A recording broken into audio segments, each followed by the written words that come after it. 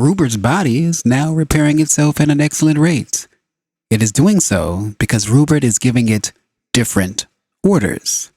He is providing it with a different picture of the world, and he is able to do that because he has finally changed many of his old beliefs. In actuality, the body's response to such information is always instantaneous, whether or not results show immediately. Ruburt is beginning to hold a more realistic picture of how overall reality works. He is managing to disentangle himself from many disadvantageous cultural beliefs that both of you, like many others, took for granted for years. You might combat those beliefs and struggle against them, but they still carried great weight. You believed them to an important degree. The entire idea, or fear, that Ruburt once had of leading others down the garden path was based upon those old beliefs. Those ideas have vanished. You are approaching a state of mind individually and jointly that represents a version of reality that is far more natural, one with which the natural person is innately equipped.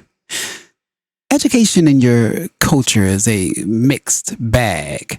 And education comes not just from schools, but from newspapers, televisions, magazines, books, art, and culture's own feedback. Generally speaking, for the purposes of this discussion, there are two kinds of education. One, focused on teaching the child to deal with the natural world, and one focused on teaching the child how to navigate the cultural world. Obviously, these are usually combined. It is impossible to separate them.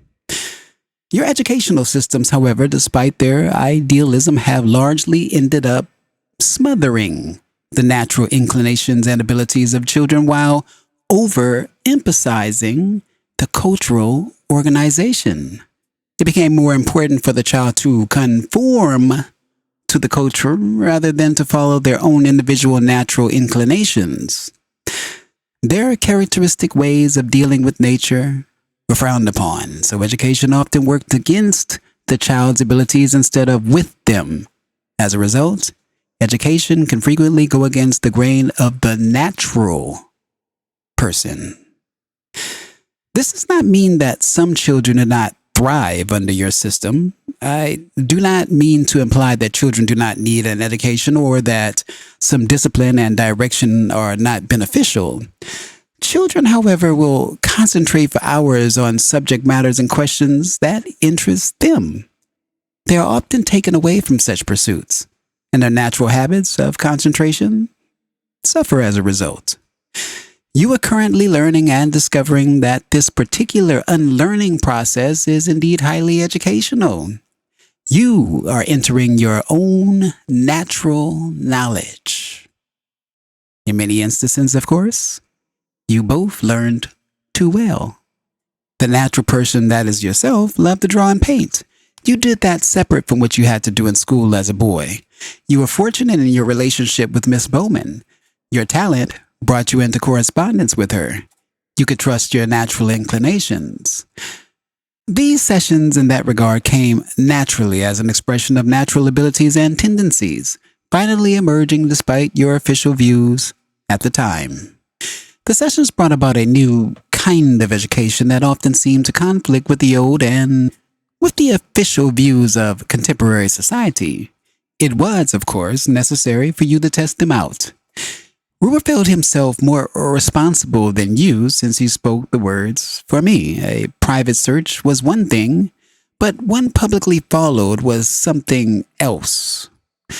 Whether or not the sessions happened as they did, once the two of you met, the probability brought about your relationship meant that, in one way or another, you would seek out a larger context of consciousness, a context, because of your talents, that would not remain private, but would attract others.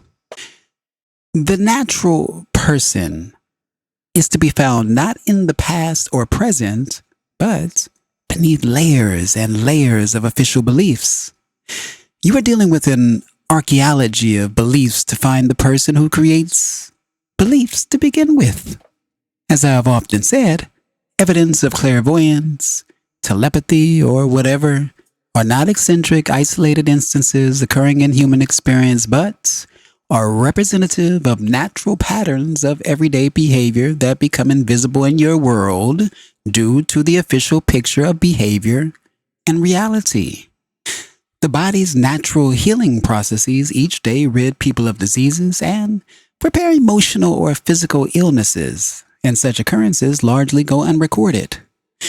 Ruburt accepted the magic of a poem, but not the magic of health or mobility, because he was convinced that mobility stood in the way of his other abilities. He was also convinced, as you were, that you both needed protection from the world.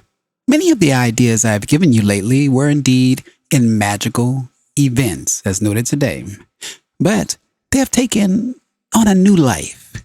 In the same manner, many other concepts and ideas already given will also assume a new significance and meaning, adding to the richness of your experience, because you will be more open to them than you were before.